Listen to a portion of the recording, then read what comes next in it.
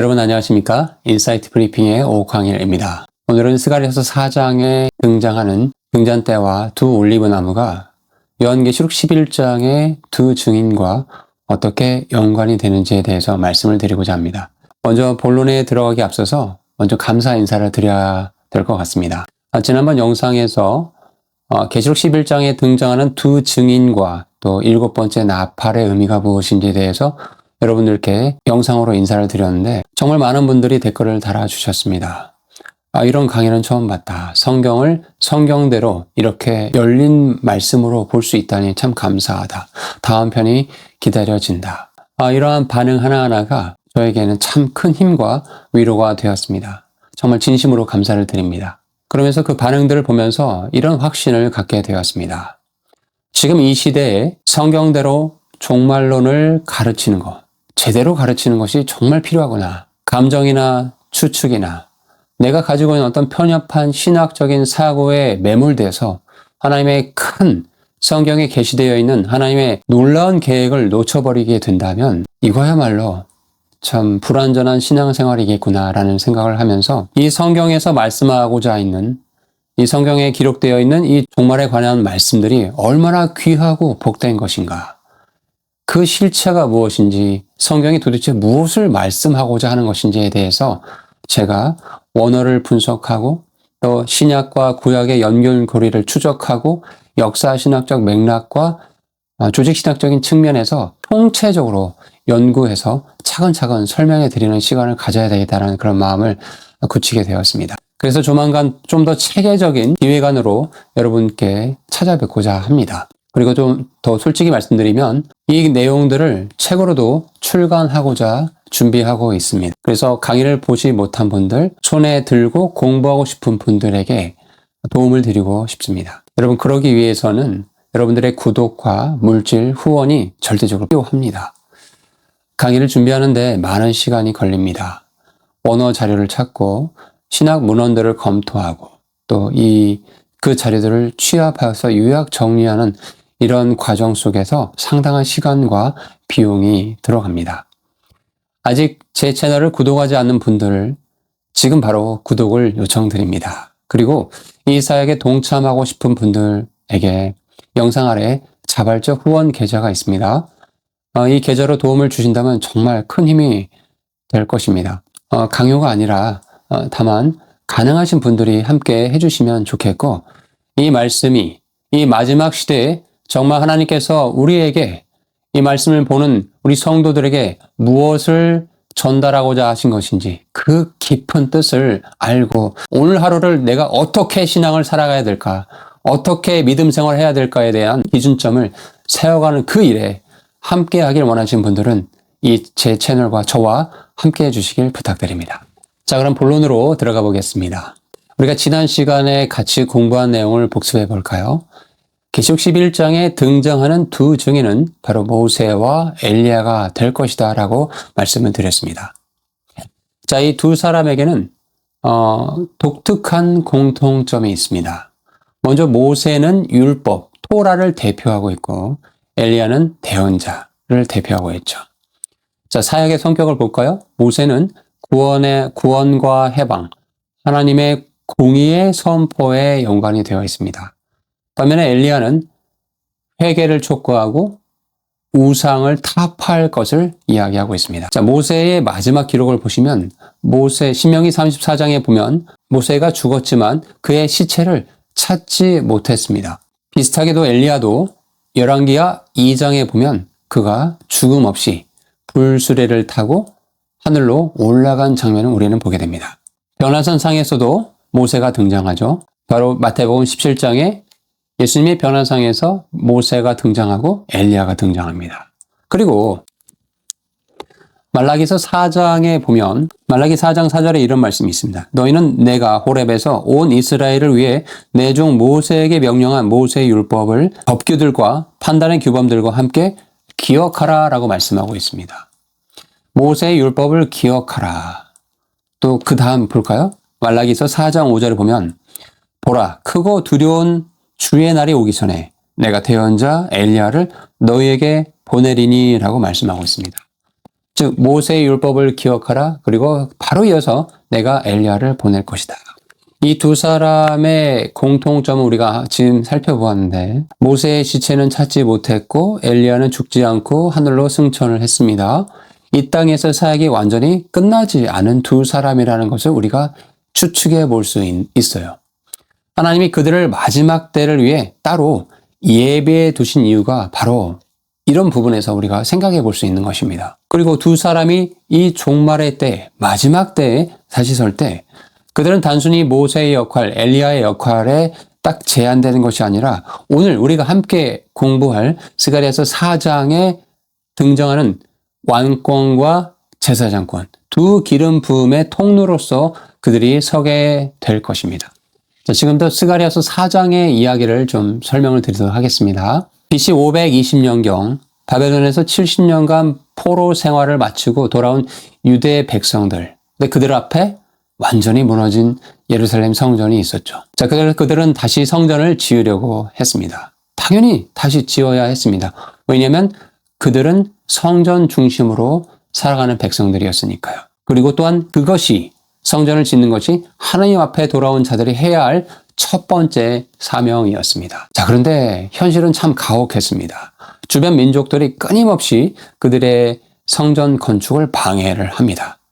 페르시아 왕에게 거짓 청원서를 올려서 공사를 법적으로 중단시키는 일도 벌어집니다. 자금도 바닥이 났어요. 처음에 뜨겁게 불탔던 그런 열심들이 다 식어버리게 됩니다. 결국 성전 공사는 무려 16년 가까이 완전히 멈춰서 버리죠. 여러분, 16년. 이 얼마나 긴 시간입니까? 하나님의 성전이 16년째 폐허로 방치되어 있었다는 거죠. 바로 이 절망의 현장 속에서 하나님이 스가랴 대언자를 통해서 환상을 보여주십니다. 본문 볼까요? 자, 스가랴서 4장 1절에 내가 말하던 천사가 다시 와서 나를 깨웠는데 나는 마치 잠에서 깨어난 사람 같았노라. 마치 잠에서 깨어난 것 같다라고 이렇게 표현을 하고 있습니다. 스가랴가 환상이 너무나 압도되어 기절했다가 깨어난 것 같아. 그렇게 강렬했다라고 말씀을 하고 있는 것이죠. 자, 이어서 2절과 3절을 보시겠습니다.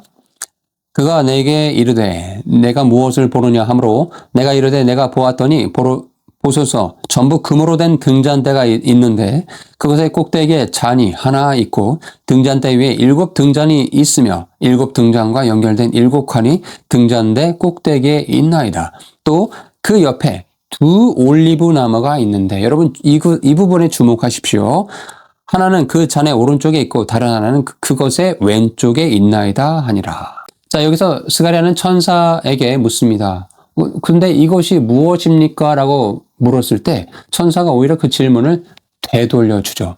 이것들이 무엇인지 너가 알지 못하냐? 라고 묻습니다. 이것은 수사학적인 표현인데요. 스가랴가 모르기 때문에 되묻는 것이 아닙니다. 이 환상이 얼마나 중요한지를 지금 강조하는 방식인 것이죠. 자, 그리고 나서 그때 그가 내게 응답하며 말하여 이르되 주께서 스룹바벨에게 하신 말씀이 이러하니라. 이르시되 강력으로 되지 아니하고 능력으로 되지 아니하고 오직 내 영으로 되느니라. 군대들의 주가 말하노라. 여러분, 이 말씀은 단순한 위로의 말씀, 위로의 메시지가 아닙니다. 이것은 하나님의 우주적인 원리의 선언인 것이에요. 여러분, 힘이 무엇입니까? 이것은 인간의 권력의 원천이죠. 정치력, 군사력, 경제력. 근데 능력은 또 무엇입니까? 인간적인 역량입니다. 기술력, 지식, 전략 같은 거예요. 자, 그런데 하나님께서는 이 두 가지 모두가 아니고 일이 진행될 수 있는 것은 오직 나의 영, 내 영으로만 가능하다라고 말씀하십니다. 이 선언은 BC 520년경의 성전 재건 현장에서만 적용되는 말씀이 아닙니다. 이것은 마지막 때 두 증인의 사역 원리이기도 합니다. 그 부분에 대해서는 조금 이따 연결해서 말씀드릴게요. 자, 이어서 7절에 아주 유명한 말씀이 나오죠. 큰 산아, 내가 무엇이냐? 내가 스룹바벨 앞에서 평지가 되리라. 큰 산. 이것은 16년 동안 공사를 막아온 모든 장애물을 가리키는 말이었어요. 대적들, 방해, 무력감, 절망감, 이 모든 것이 스룹바벨 앞에서 평지가 될 것이라고 하나님께서 선언하고 계십니다. 작다고 멸시하던 날, 당시 유대인들은 이 성전이 솔로몬의 성전에 비해서 너무 초라하다라고 울었죠. 에스라서 3장에 보면 그런 말씀들이 나옵니다. 그 성전의 기초를 놓았을 때 기뻐서 외치는 소리가 아니라 그 모습의 초라함에 슬피 우는 그런 장면이 성경에 기록되어 있습니다. 그러나 하나님께서 말씀하시죠. 이 작고 초라해 보이는 것, 그것이 나의 영으로 완성이 될 것이다. 자, 그러면서 이제 오늘 핵심적인 키워드만 좀 볼게요. 11절에 그 등잔대의 오른쪽과 왼쪽에 있는 이 두 올리브 나무는 무엇입니까? 라고 물었을 때 12절 부분에 후반부에 이 두 올리브 나무 가지는 무엇입니까? 라고 또 되묻습니다. 자, 이렇게 했을 때 마지막 14절입니다. 이에 그가 이르되 이들은 두 명의 기름 부음 받은 자들이며 온 땅의 주 곁에 서 있는 자들이니라.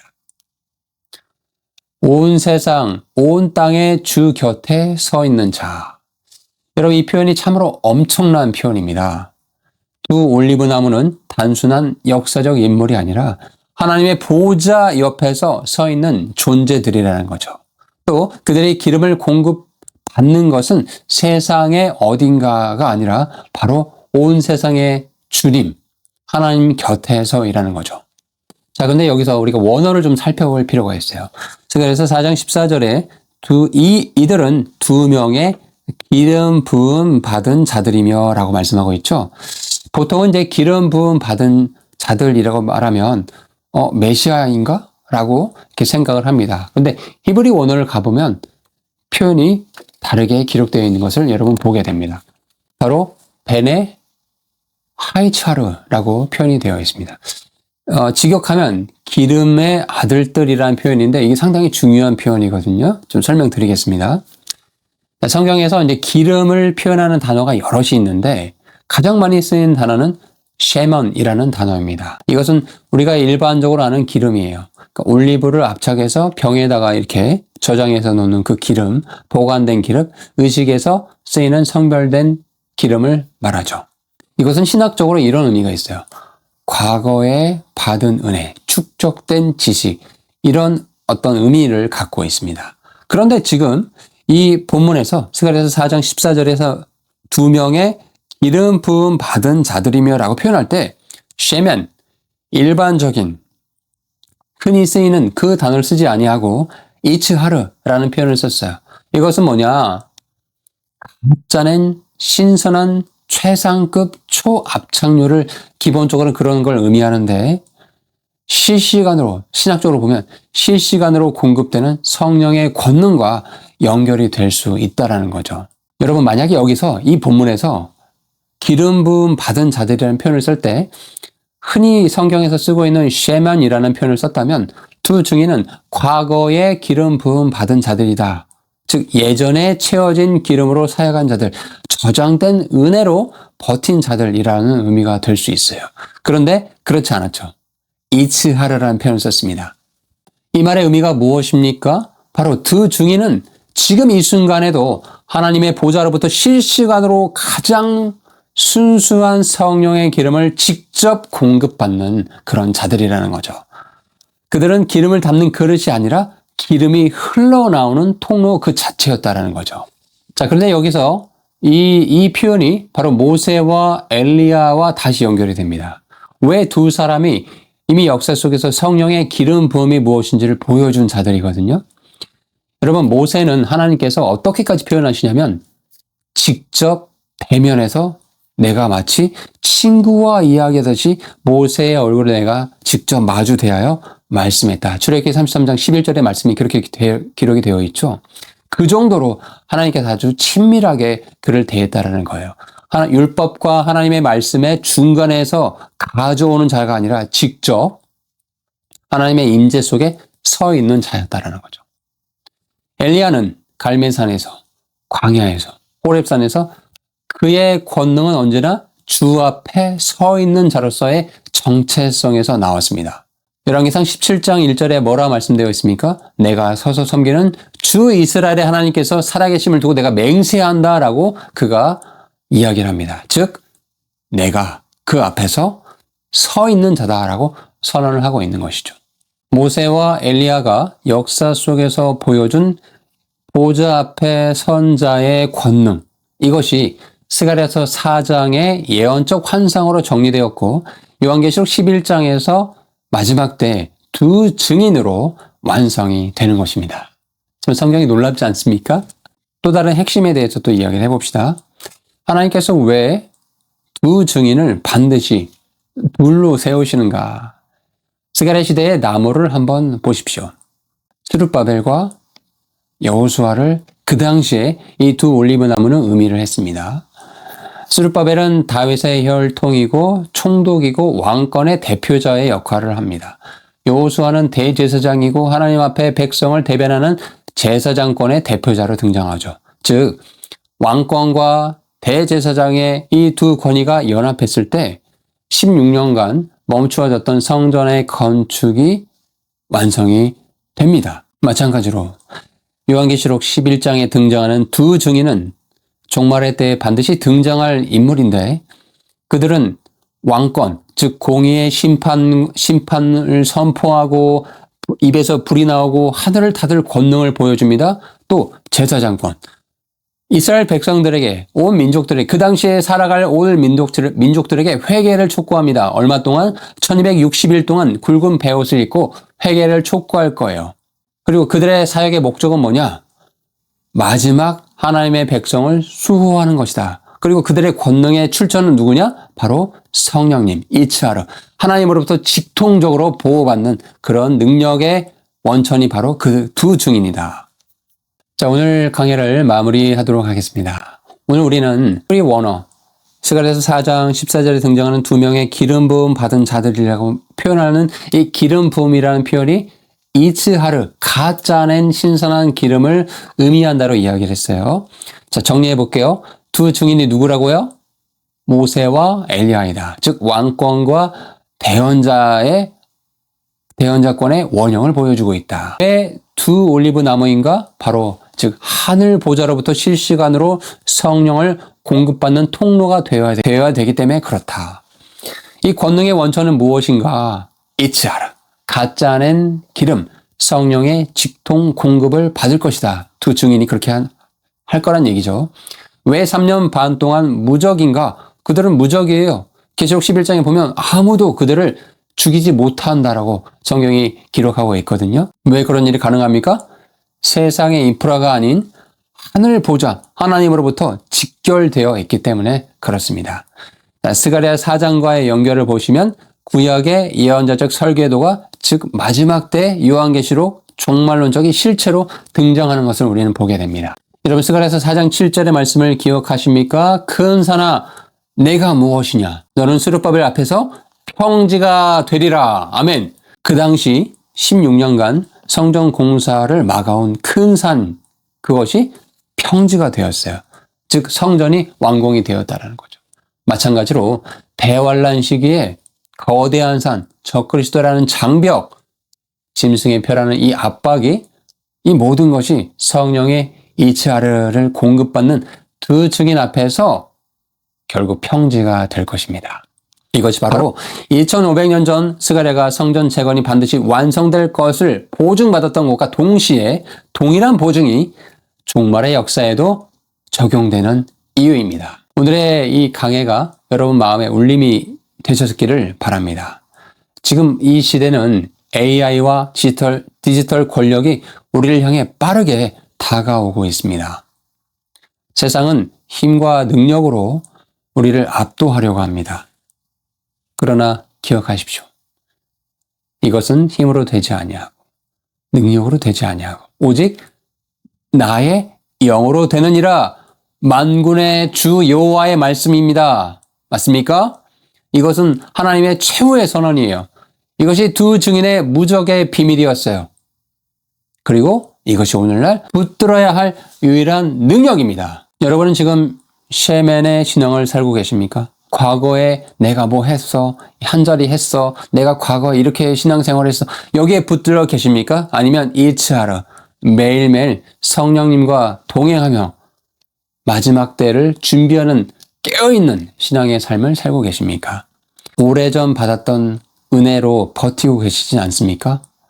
아니면 지금 이 순간에도 하늘 보좌로부터 실시간으로 흘러나오는 성령의 기름 안에서 성령 충만한 가운데 하루하루를 살아가고 계십니까? 이것이 제가 오늘 강의의 말씀을, 스가랴서 4장의 말씀을 여러분과 나누면서 드리고 싶은 마지막입니다. 오늘 강의에 함께해 주셔서 정말 감사드립니다. 다음 시간에는 스가랴서의 또 다른 장면이 계시록과 연결되어 있다는 점을 제가 설명을 드리도록 하겠습니다. 특별히 스가랴서 12장을 미리 좀 읽어두시면 좋을 것 같습니다. 아직 구독 안 하신 분들은 구독 버튼 눌러주시고, 오늘 말씀이, 오늘 함께 나눈 이야기 내용들이 마음에 와 닿으셨다면, 유익하셨다면 영상을 여러분 주변에 딱 한 분만이라도 공유를 부탁드립니다. 이 말씀이 흘러가는 것, 이것이 가장 아름다운 동역인 줄 믿습니다. 더 깊은 강해, 체계적인 종말론 강의, 그리고 앞으로 준비될 책 출간, 이 모든 것이 여러분의 구독과 후원으로 가능합니다. 또 여러분의 기도로 가능합니다. 동역에 함께 해주신 모든 분들께 정말 진심으로 감사드리고, 하나님께서 그 손길 위에 큰 선한 축복으로 되갚아 주시길 간절히 기도하겠습니다. 함께 해주셔서 정말 감사드립니다.